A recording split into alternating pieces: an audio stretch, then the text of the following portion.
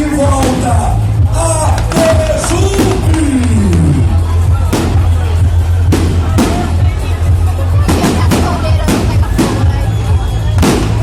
Ei, prefeito Lucas, deu certo!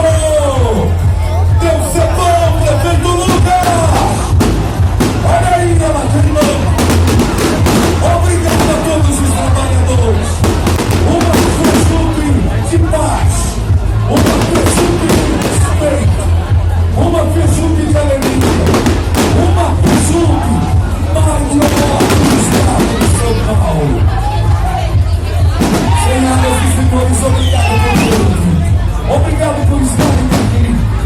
Sem vocês, sem esse olhar tão especial, não aconteceria. De todos os projetos da vida, o mais importante é o projeto humano. E nós precisamos ser cada dia mais humanos de verdade. Pensar no outro, ajudar o outro, ser feliz com o outro. O segredo da felicidade é não deixar essa chama se apagar. Uma chama de bondade e de caridade.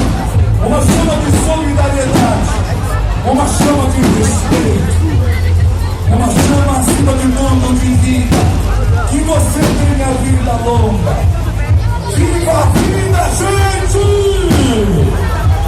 De novo, viva a vida! Ou viva pra